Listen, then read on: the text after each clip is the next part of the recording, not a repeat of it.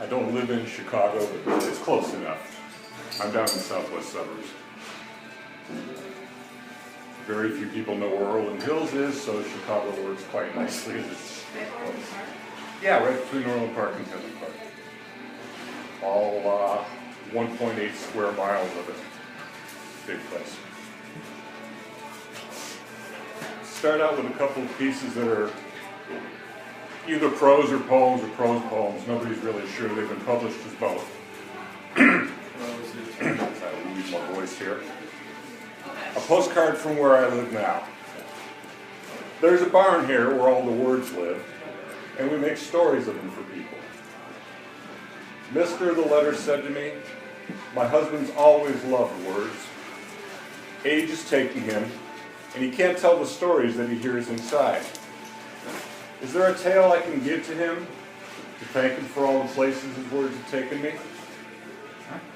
I sat on the floor of the barn, and instead of calling the words, I read them the letter. They heard me out, and I listened to them rustle, shuffle as they will when they see the path. When all was quiet again, I took the ones who'd volunteered and put them in a box, last at the bottom and first at the top, to be unfolded as a gift to a man loved by a woman.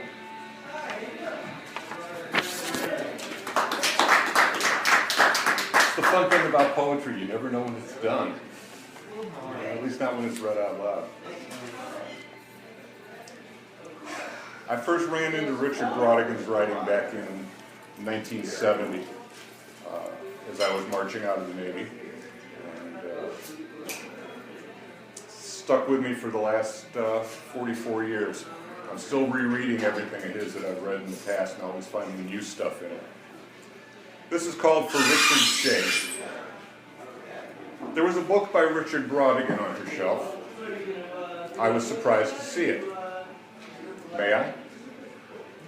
Take it with you in the morning, she said. You'll know where to return it. Come back to bed now. I did. I certainly did. I most certainly did. It had been maybe a quarter century since I'd held a copy of Watermelon Sugar in my hands. At lunch, I was delighted to find the words still meant something to me, although I wasn't sure across that ocean that they meant the same.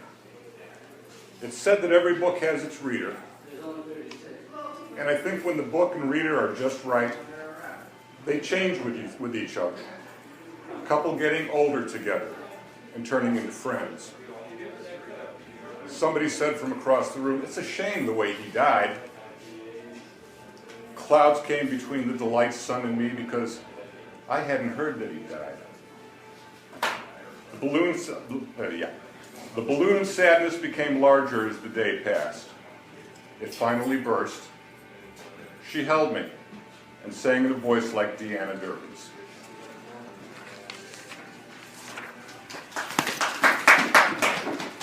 That's probably a good clue to you if you really want to applaud when I put the paper down. Buried in the yard. I told my folks, I said, yeah, I know. You've come a long way, but you can't stay here.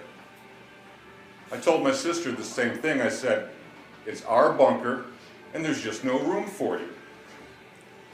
This is what the end of the world has done to us.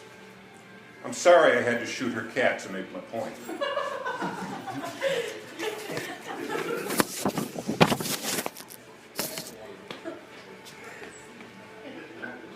I worked down at Lewis University in Romeoville and sort of wormed my way into the good graces of the English department, the lit people. And every April they do a thing where the creative writing students come in, and among other things, they whine about how hard it is to write. And I got tired of listening to that, and this is the response to it. Lead on the page if you must. And the epigram comes from Bob Dylan. One day you'll be in the ditch, blood upon your saddle. Seeing your leg lying next to you, alien in the noonday heat of a dusty Afghan road. Hearing your wife's lungs rattle her last breath in this window while you're looking out the window. The cop at your door, saying your name and then, I'm sorry, there's been an accident, it's your son. These are moments that will cause your blood to spill like ice upon the day. But writing, words strung across a page to show how hard the artist's life can be, spare us the pity poor posture. If it's that hard, you'll give up, and even your friends won't know the difference.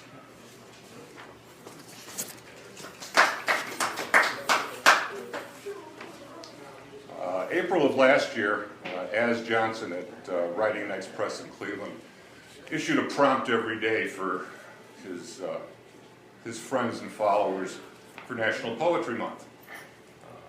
It was supposed to come out as a volume in May containing probably 270, 300 poems, everything that everybody contributed. It might be out in time for this coming April, we'll see. Things work slowly with small presses, but one of the prompt words was out. And I got to thinking how, at least in the Midwest, out is always west. We always go out west. Back or in is always east. Let's go back east and see the folks, or see where Dad grew up, or whatever. And a few hours later, this turned out. We sailed out, we walked out, rode out, moved out, speaking English, speaking Spanish, speaking tongues that no one knew but us.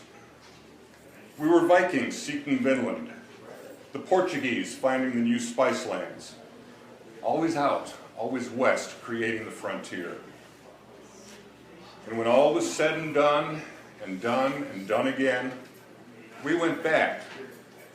Never out now, always back now, always east. You to your husband, and I to my wife.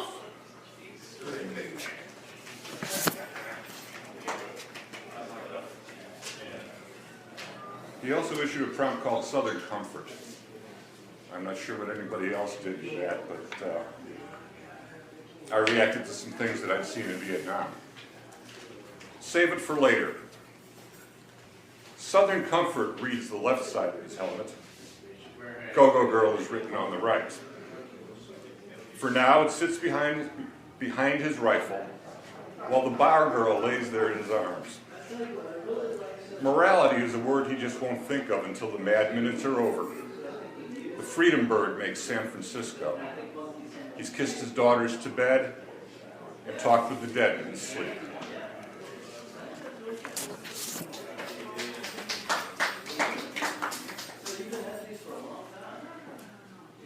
This one is called Moonset. My day starts here at gray light, midway from Manhattan's dawn to where you sleep, silent in the cradle of mountains. The last of the books you gave me has risen at last from its basement abandonment to go to a charity raffle. Only the inscription reminds me. It's not that I think little of you or the years. I just think of you little now that they have passed.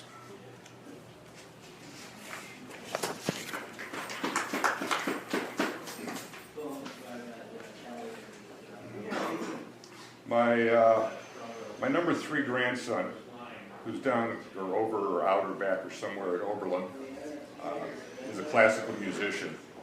And over the years, he and I have had some very interesting conversations about music. He loves rock, loves classical, loves Brazilian, hates jazz. Go figure. Little boxes. Grandpa, he asks, is that punk rock? No, child, I reply. Those are the Kinks. They were British invasion. Oh? Online it says they were proto-punk. I reply, is that a joke? Like nouveau retro rockabilly? He doesn't get it, nor do I. There's something comic, not so funny here, though I'm sure the gods are laughing. Where does it come from, this urge to segregate, classify, mystify? Blacks at that fountain, Jews at that part of the wall, Cubs versus Sox, and that side of the street is Canada. And just how the hell did Question Mark and the Mysterians beget Sid Vicious and Velvet Underground?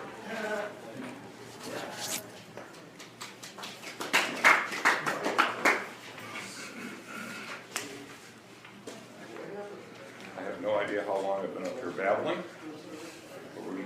couple more things.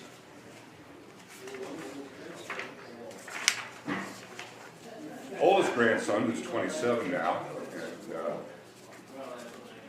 the pride of his daughter's eye. I do have a great-granddaughter. She's almost a year and a half now.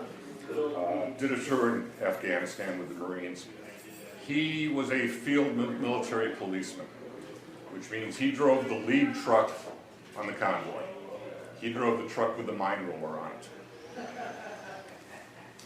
He held the record in his unit for the 7 months that he was over there for running over the most IEDs that didn't explode. He also got blown up 4 times. IED, QED. Depleted uranium is still on the periodic table. It waits there for you, or you can search if you feel prompted. The tap of your fingers will seem a sudden silence as the sun sets. Zepp's stairway issues from the boombox. Above and behind you at the 50, the fucking new guy screams along off key. You holler something to him and miss the signal from the sensor. The shell was stolen from a stockpile and it took 4 men to hide it in your path. Even as I run from my truck to yours, I know there's no reason to hurry. Heavy metal thunder echoes from the hills. They're screaming, but no climbing notes to match. Your dog tags wrapped like mourning bands for silence, weigh more than the world's in my palm.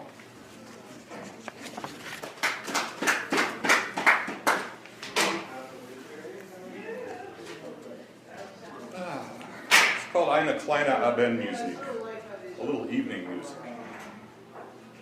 Spring has arrived and the windows are open, letting the neighbors' dogs, an ambulance, and travelers flying to somewhere come in. In the basement, great-grandchildren exclaim at old board games and albums of family they've never met, who we now must remember. The dishes are quiet again. She puts polka music on, convinces her daughter to dance between the island and the sink. Their husbands look up, say, "Hey, it's your deal," and return to their team's latest loss. Shuffling feet, shuffling cards, interweaving conversations filled with easy silences. The fans cheer a homer, the band plays on, the clock ticks.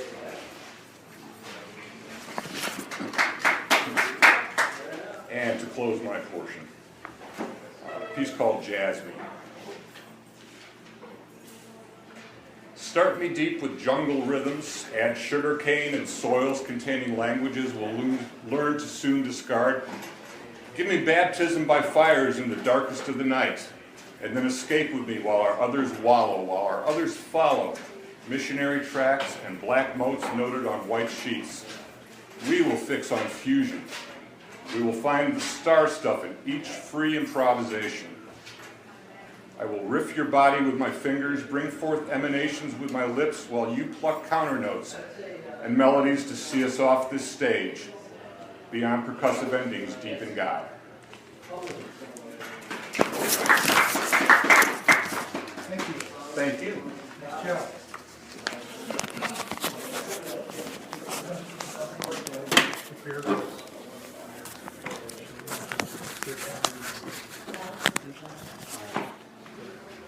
Okay, this is a poem I wrote last year. I want to be a prolific, industrious workshop poet. I want to